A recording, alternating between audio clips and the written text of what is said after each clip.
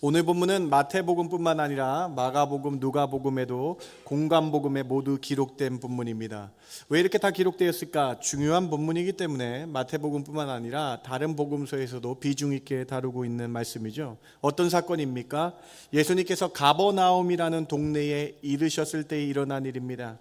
예수님에 대한 소문이 온 이스라엘에 퍼졌습니다. 이때 가버나움의 많은 병자들이 주님께로 나와서 고침받기를 원해서 예수님이 계신 그 집에 모든 사람들이 인산인해를 이룬 본문이 오늘 본문이에요. 마가복음에 이렇게 배경 설명을 잘 하고 있는데요. 마가복음 2장 1절과 2절을 같이 한번 읽어보기를 원합니다. 수일 후에 시작. 수일 후에 예수께서 다시 가버나움에 들어가시니 집에 계시다는 소문이 들린지라 많은 사람이 모여서 문 앞까지도 들어설 자리가 없게 되었는데 예수께서 그들에게 도를 말씀하시더니 가버나움에 오셔서 한 집에 유숙하셨는데요. 소문이 났어요. 많은 사람이 왔고요. 예수님이 계신 집안까지 가득 찼고 그 집안을 넘어서 모든 빽빽히 수많은 사람들 앞에 주님께서 둘러싸여 계신 것입니다. 이때에 한 중풍병자를 친구 4명이 데리고 예수께로 옵니다. 그리고 이 중풍병자가 주님의 놀라운 은혜로 고침을 받는 사건이 오늘 본문입니다. 사랑하는 성도 여러분, 오늘 이 사건은 어떤 의미가 있습니까? 한 명의 중풍병자가 치유함 받는 사건을 통해서 오늘 나에게 주님은 어떤 영적 메시지를 주고 계시는 것일까요? 한 명의 병자가 4명의 사랑하는 친구들 위해 고침받는 이 사건을 통해 어떤 믿음이 있는지, 어떠한 영적 메시지가 있는지 3가지로 여러분과 함께 살펴보길 원합니다. 첫 번째로 예수님은 4명의 친구들의 믿음을 귀하게 보셨습니다. 수많은 인파가 예수님께로 왔다. 집안 물론 집 문을 넘어서 모든 사람들이 집 주변에 다 있었다라고 기록이 되어 있어요. 중풍병자는 움직일 수 없는 사람이었습니다. 혼자서 거동할 수 없는 사람이었습니다. 그래서 친구 4명이 양 베드에 네 귀퉁이를 잡고 그 중풍병자를 데리고 예수께 나온 거예요. 오늘 본문 9장 2절에 그 친구들의 믿음을 주님이 보셨다 그랬는데요. 한번 오늘 본문 2절도 우리 같이 한번 읽어볼까요? 침상에 누운 중풍병자를 시작. 침상에 누운 중풍병자를 사람들이 데리고 오거늘 예수께서 그들의 믿음을 보시고 중풍병자에게 이르시되 작은 자야 안심하라 내 죄 사함을 받았느니라. 분명히 그들의 믿음을 보셨다라고 기록되어 있다라는 거예요.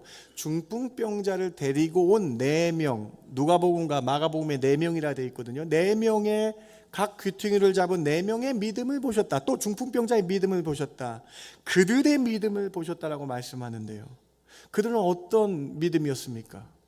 그 4명의 친구들은 어떤 믿음이었기에 주님이 이렇게 말씀하셨을까요? 마가복음에 또 좀 배경 설명이 그들의 믿음이 좀 적혀 있는데요. 2장 3절부터 5절까지 제가 한번 읽어봅니다. 사람들이 한 중풍병자를 4사람이 메어가지고 예수께로 올세 무리들 때문에 예수께 데려갈 수 없으므로 그 계신 곳에 지붕을 뜯어 구멍을 내고 중풍병자가 누운 상을 달아내리니 예수께서 그들의 믿음을 보시고 중풍병자에게 이르되 작은 자여 내 죄사함을 받았느니라 하시니 많은 인파들 때문에 예수님께로 갈 수 없었어요.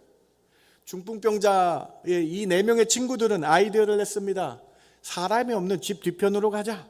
집 뒤편으로 가서 위에 지붕으로 올라가자. 지붕으로 올라가서 당시 집은 흙과 집으로 되어 있는데 그 지붕을 뜯어내서 우리 친구를 예수님 앞에 내려놓자. 다음 이런 그림 아니었을까요? 이런 그림 아니었을까요, 여러분?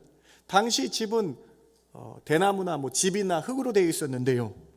이 친구들이 이 예수님을 이 한 중풍병자를 예수님을 만나게 하기 위해서 극단적인 방법으로 지붕에 올라가서 지붕을 뜯고 이 친구를 살리는 마음으로 내려보낸 거예요. 여러분, 예수님이 얼마나 황당하셨을까요?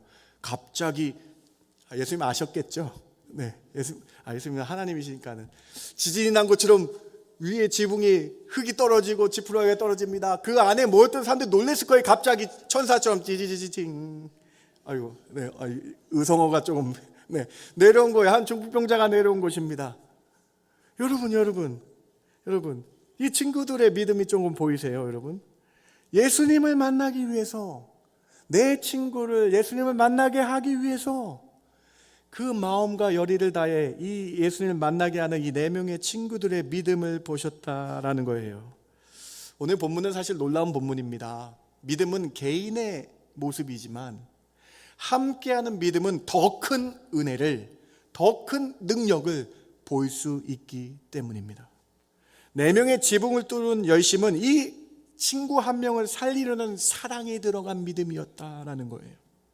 이 친구를 어떻게 해서든지 예수님을 만나겠다라는 순수한 친구들 4명의 믿음이 있었다라는 것입니다. 예수님께서는 분명히 이 친구를 고칠 수 있다라는, 예수님께서는 중풍병자인 나를 고칠 수 있다라는 믿음이 들어가서 주님께서 어떻게 말씀하셨냐? 그들의 믿음을 보셨다라고 말씀하고 있는 것이지요.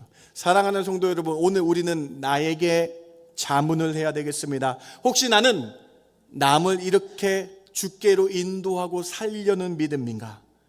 아니면 나는 혹시 예수님의 이름을 오히려 영광 가리고 있는 사람 아닌가, 종교인 아닌가 뒤돌아봐야 된다라는 것이죠. 예수님은 분명히 말씀하셨습니다. 그들의 믿음을 보셨다. 공동체의 믿음을 보신다라는 거예요. 교회의 믿음을 보신다라는 거예요. 요한계시록 2장부터 3장까지는 예수님께서 마지막에 7교회에 대해서 말씀하십니다. 7교회를 책망하시기도 하시고 7교회를 칭찬하시기도 합니다. 그리고 7교회 중에 책망과 칭찬을 들은 교회도 있었습니다. 무엇을 의미합니까? 공동체, 교회를 책망하셨어요. 공동체의, 교회의 모습을 칭찬하셨어요. 오늘 우리 공동체의 믿음을 보신다라고 말씀하고 계신 것이죠. 우리 교회의 믿음은 어떠합니까? 우리의 모습은 어떠합니까? 이 4명의 친구들처럼 내 옆에 있는 성도를, 내 주변에 있는 사람을 업고 나와 예수님을 만나게 하려는 믿음입니까? 아니면 세상 이야기로, 다른 사람의 이야기로 그 사람을 오히려 교회 생활하는데 방해하는 그런 종교인의 모습이 있습니까? 오늘 중풍병자의 4명의 친구의 모습을 보시기 바랍니다. 이 4명의 한 명을 살리려고 무거운 한 명의 병자를 예수님께로 데리고 오고 있다라는 거예요. 많은 인파가 이들에게는 방해가 되지 않았습니다. 오히려 이 한 명을 살리려는 그 믿음을 가지고 순전한 믿음으로 주께 나왔다라는 것이죠. 오늘 우리 교회에게 주님이 물으십니다. 나의 믿음은 다른 사람을 살리려는 믿음인가? 나는 다른 사람의 허물만 보고 정죄하려는 사람인가? 예수님께서 그들의 믿음을 보셨다라고 말씀하셨습니다. 그들의 주님을, 그 4명의 친구가 주님을 만나게 하려는 열심의 믿음을 보셨다라는 거예요. 이 4사람은 중풍병자 친구를 불쌍히 여겼다라는 거예요. 단순한 동정에서 끝나지 않았습니다. 그를 예수님에게로 데려가는 책임을 실제로 행동으로 이 친구들이 보여줬다라는 것이죠. 사랑은 마음으로만 끝나지 않습니다. 믿음도 말로만 존재하지 않습니다. 사랑은 짐을 지는 것이고 믿음은 그 불쌍한 사람을 주님 앞에 데리고 나오는 것이 믿음이라는 거예요. 여러분, 4사람이 아니었으면, 이 4명의 친구 아니었으면 이 중풍병자는 예수님을 만나지도 못했을 것입니다. 그의 인생이 바뀌는 순간에 하나님은 공동체를 사용하셨습니다. 교회가 바로 이런 곳입니다. 혼자 서는 곳이 아닙니다. 서로를 주님께 밀어 올리는 곳인 줄 믿으시기 바랍니다. 넘어지는 사람을 일으켜 세우는 곳이 교회입니다. 믿음이 약한 자를 믿음이 강한 자가 붙잡아 주어서 예배로 끌고 오고 같이 예배드리며 같이 찬양하며 우리 죄를 회개하며 다시 주님을 만나게 하는 것이 교회임을 잊지 마시기 바랍니다. 신앙생활을 오래 하다 보면 2가지 모습이 나타납니다. 어떤 사람은 점점 따뜻해집니다. 다른 사람의 짐을 보게 되고 그 사람의 짐을 져주려고 합니다. 반대로 어떤 사람은 차가워집니다. 점점 사람의 허물만 보이고 비판하고 공동체를 무겁게 만들어 버립니다. 오늘 본문의 4 친구의 모습은 어떠했나요? 그들은 그 중풍병자에게 너 안 됐다, 너 왜 그렇게 살아라고 말하지 않았습니다. 어떻게 하면 이 친구를 주님 앞에 데려갈 수 있을까 고민하며 사랑의 마음으로 움직였다라는 거예요. 오늘 우리에게 주님께서 물어보십니다. 너는 지금 누구를 업고 가고 있느냐? 너는 지금 누구를 주께로 인도하고 있느냐? 너는 지금 누구를 예배의 자리로 데리고 오려고 애쓰고 있는가? 너는 지금 옆에 넘어져 있는 그 성도를 붙잡고 있느냐 물어보고 계신 것이죠. 오늘 주님께서 오늘 메시지를 통해서 우리 교회에게 이렇게 물으십니다. 너희는 살리는 공동체이냐? 예수께로 인도하는 공동체에 있느냐? 그런 교회에 있느냐? 사랑하는 성도 여러분, 밴쿠버 중앙교회 칭찬받는 교회 되길 주님의 이름으로 축원합니다. 서로의 짐을 져주시기 바랍니다. 4명의 친구는 한 사람을 살리기 위해 지붕까지 뜯었습니다. 시간이 들고 힘이 들고 손해가 있었지만 포기하지 않았습니다. 주님이 그들의 믿음을 보셨다라고 말씀하고 계셨습니다. 믿음으로 치유가 임하게 되는 거예요. 누군가를 예수님께 연결하는 사람 되시기 바랍니다. 누군가의 짐을 들어주셔서 교회의 공동체, 교회에 칭찬받는 믿음의 성도 되시길 주님의 이름으로 축원합니다. 갈라디아서 6장 2절이 여러분의 고백 되시기 바랍니다. 같이 한번 고백하며 읽어볼까요? 너희가 시작. 너희가 짐을 서로 지라. 그리하여 그리스도의 법을, 예수님의 새 계명을 성취하는 것은 서로 짐을 져주는 거예요. 너희가 서로 사랑하라 라는 이 말씀을 지킬 때 서로 짐을 져주며 이끌어주며 아픔을 서로 나누며 아픔을 같이 기도해 주는 것, 기도에 짐을 져주는 거예요. 기도하면서 짐을 져주는 거예요. 사랑하는 성도 여러분, 오늘 네 사람의 믿음의 모습을 통해서 오늘 우리에게 물어보고 계신 거예요. 사랑하는 성도 여러분, 여러분의 주변에, 여러분의 전도회, 여러분의 가정에, 여러분의 지역에 어렵고 힘든 자가 있다면 업고 짐을 져줘서 주께로 인도하시는 저와 여러분 되길 주님의 이름으로 축원합니다. 여러분, 축구 좋아하십니까? 네. 한국 사람이라면 축구 선수 중에 제일 좋아하는 사람이 있습니다. 누구일까요? 네.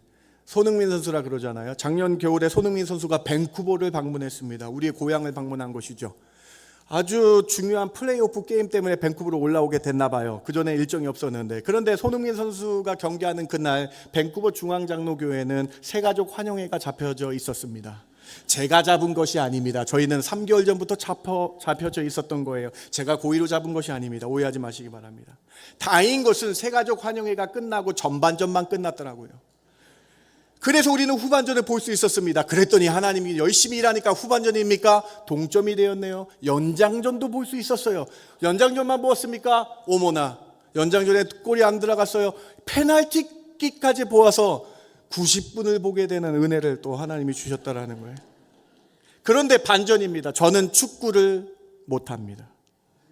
아이고, 저는 축구에 관심이 없습니다. 그런데 손흥민 선수는 좋아요. 근데 저도 좋아하는데 왜 이 축구 선수를 좋아할까? 그거를 좀 찾아보고 인터뷰를 보니까는 알겠더라고요. 그는 겸손합니다. 그가 골을 많이 넣어도 그가 이렇게 인터뷰합니다. 내가 잘한 거 아니라 우리 팀이 잘했기 때문에 제가 있는 것입니다. 어떤 위대한 스포츠 감독들은 이렇게 얘기하죠. 팀보다 위대한 개인이 없다. 여러분, 밴쿠버 중앙장로교회 팀이라는 이름으로 모이셨습니다. 팀이 잘 돼야 되는 것을 우선으로, 교회가 잘 되고 교회의 머리 대신 예수님이 잘 되기 위해서 모이셨다라는 거예요. 사랑하는 성도 여러분, 우리는 한 팀입니다. 밴쿠버 중앙장로교회 이름의 한 팀입니다. 어떤 팀입니까? 예수님을 만나게 하는 팀. 내가 잘난 것이 아니라 나를 통해서 주의 영광을 돌리는 곳. 예수님을 높이기 위해 우리를 모으신 줄 믿고 한 마음과 한 뜻으로 상대방의 짐을 져주시는 저와 여러분 되길 주님의 이름으로 축원합니다. 별로 아멘이 안 나와서 지극한 눈빛으로 옆에 보시고요. 좋은 눈빛으로 보셔야 돼요. 지극한 눈빛 옆에 계신 분 보시면서 당신의 짐을 져주겠습니다. 고백해 볼까요? 당신의 짐을 져주겠습니다. 별로 반응이, 바꿔볼게요. 짐을 져주는 게 무엇인지 바꾸겠습니다.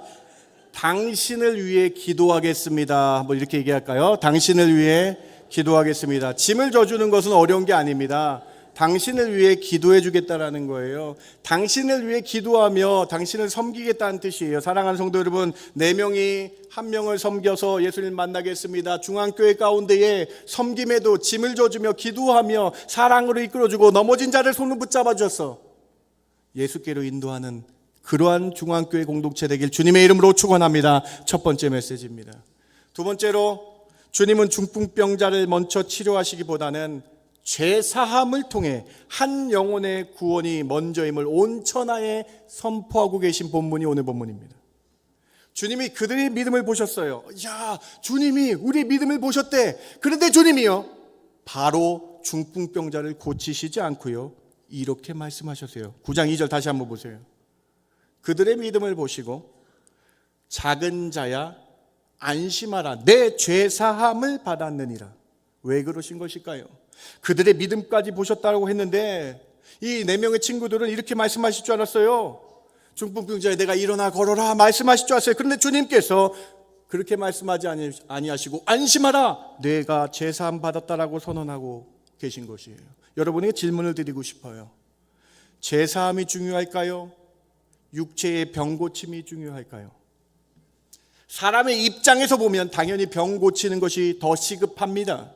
중풍병자는 지금 당장 움직일 수 없는 사람이었어요. 생활이 불가능한 사람이었어요. 사람들의 도움 없이는 아무것도 할 수 없는 사람이었습니다. 그래서 우리는 이렇게 생각할 수 있어요. 주님이 먼저 일어나게 해주십시오. 먼저 문제를 해결해 주십시오. 우리의 상황을 바꿔주십시오라고 생각할 수 있어요. 그런데 주님은 우리의 우선순위를 바꾸자라는 거예요. 오늘 본문을 통해서 주님 우리에게 우선순위를 바꾸라고 말씀하고 계신 거예요. 우리에게 우선순위가 무엇인지 선언하고 계신 본문이에요. 사람들은 육체를 보지만 주님은 영혼을 보셨다라는 거예요. 사람들은 현재의 고통을 보지만 주님은 영원히 고통받을 것을 보십니다. 그래서 주님은 병보다 먼저 죄를 다스리고 계신 것이죠. 병은 인생을 불편하게 하지만 죄는 하나님과의 관계를 끊어버리기 때문에 그렇죠. 병은 육체를 약하게 만들지만 죄는 영혼을 죽게 만들어 영혼이 지옥에 가게 만들기 때문에 주님은 먼저 안심하라, 내 죄가 사함받았다 말씀하고 계신 거예요. 병은 시간이 지나면 끝이 나지만 죄는 해결되지 않으면 영원한 단절로 이어지기 때문에 그렇죠. 그래서 주님은 이 중풍병자에서 인생의 가장 시급한 문제인 죄사함을 선언하셨다라는 거예요.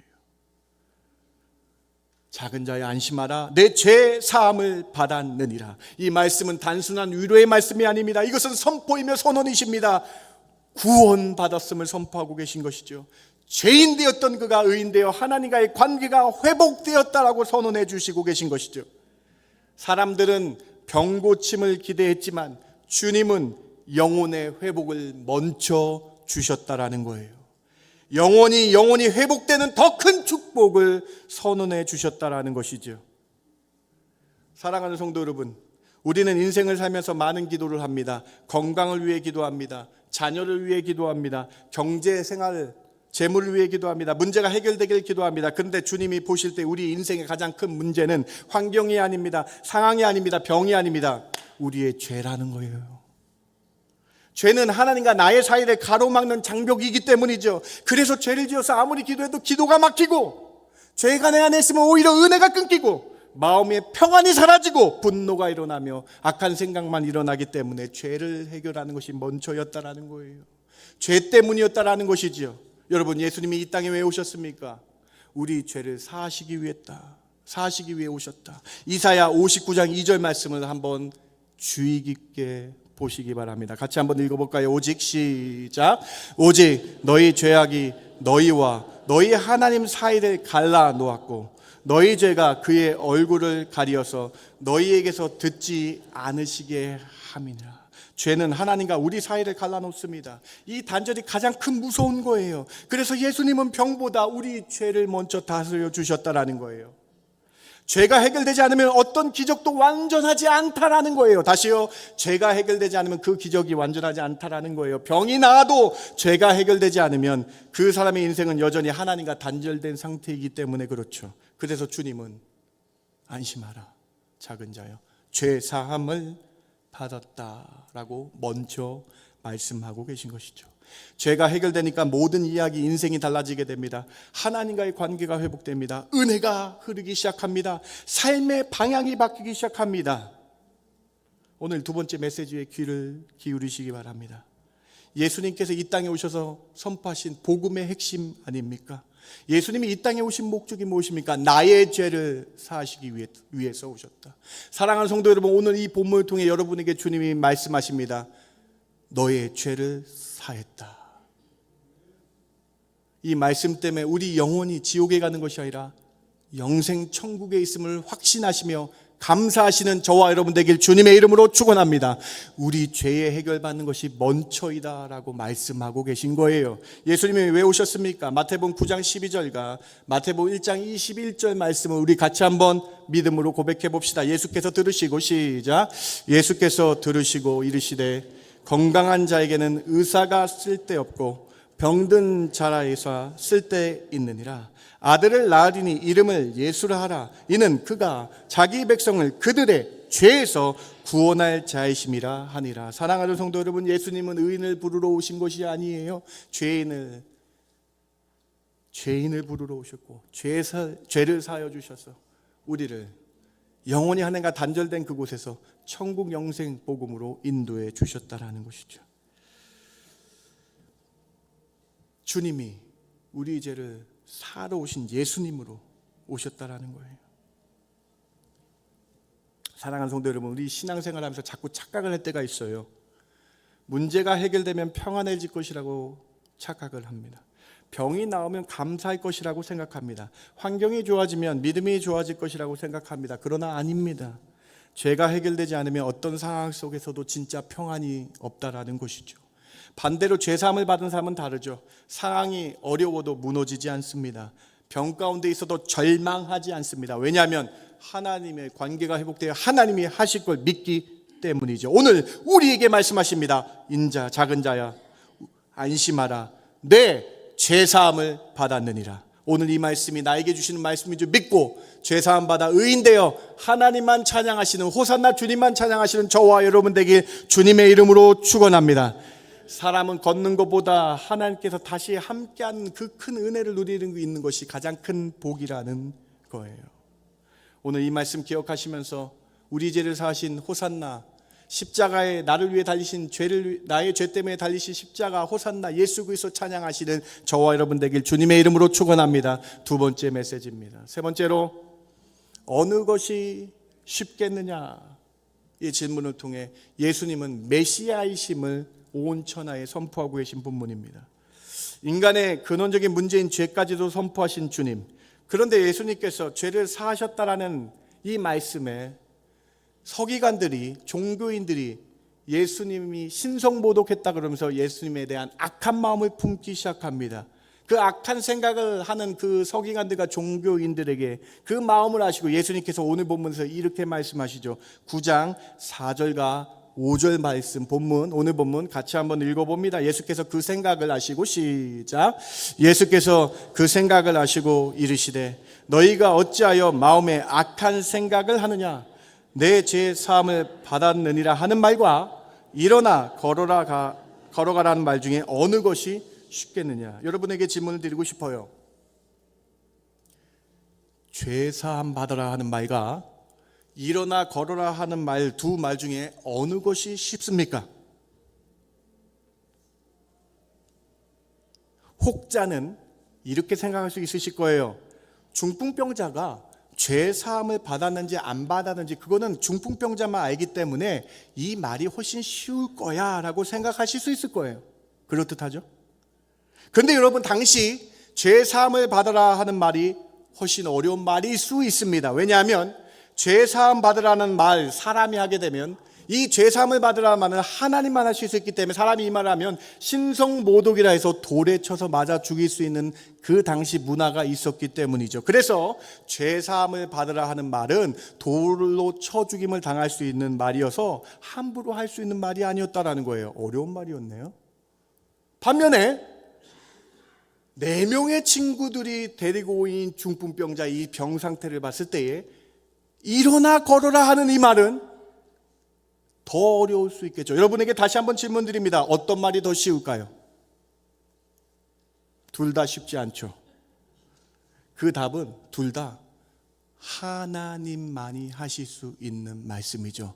오늘 이 본문을 통해서 예수님은 자신이 전능하신 하나님임을 선포하시고 자신이 우리를 구원할 메시아이시고 우리의 몸을 창조하신 창조주 하나님이심을 밝히시고 있는 본문입니다. 여러분이 오늘 믿고 있는 예수님이 메시아인 줄 믿으시기 바랍니다. 오늘 본문을 통해서 예수님은 우리의 몸을 관장하시며 우리의 죄를 사하시는 메시아이심을 말씀하고 계신 본문이다.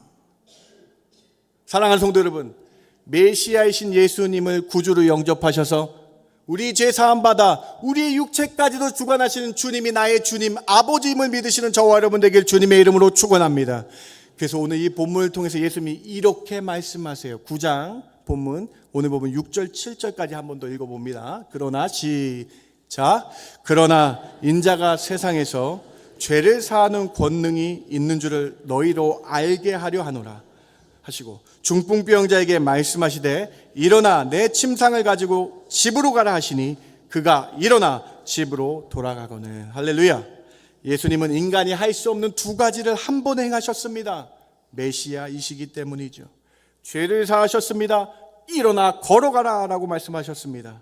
예수님은 우리 죄를 사하시는 메시아이십니다. 예수님은 우리를 죄 가운데 구원하신 구원자이십니다. 예수님은 나의 육체를 창조하시고 내 병도 만져주시고 내 손을 붙잡아 치료하시는 메시아인 줄 믿으시는 저와 여러분 되길 주님의 이름으로 축원합니다. 여러분, 오늘 본문을 통해 우리가 붙잡을 분은 주님밖에 없음을 말씀하고 계신 것이죠. 오늘 본문을 통해 우리가 어렵고 힘들 때에 주님, 메시아신 주님께 기도해야 됨을 우리에게 말씀하고 계신 것이죠. 나를 만드시고 나를 지으신 메시아신 예수님, 그 주님을 바라보며 우리 믿음을 굳건히 하시는 이 시간 되길 주님의 이름으로 축원합니다. 말씀을 마칩니다. 오늘 본문 세 가지를 꼭 기억하시기 바랍니다. 오늘 마태복음 9장 이 말씀을 통해 오늘 주님이 세 가지를 우리에게 말씀하지 않습니까? 주님은 그들의 믿음을 보셨다. 여러분, 우리 공동체의 믿음을 보신다. 우리의 믿음은 힘들고 어려운 삶을 업고 주께로 인도하는 믿음인가? 우리의 믿음은 한 마음과 한 뜻되어 주님을 높이는 그 교회 공동체로 있는가 뒤돌아보시면서 남의 짐을 서로 져주며 아끼며 돌봐주며 기도하는 저와 여러분 되길 주님의 이름으로 축원합니다. 어렵고 힘든 사람을 찾아가셔서 손을 붙잡아 일으켜 세우는 믿음 되시기 바랍니다. 괴롭고 어려운 분들 찾아가서 기도해주는 믿음 되시기 바랍니다.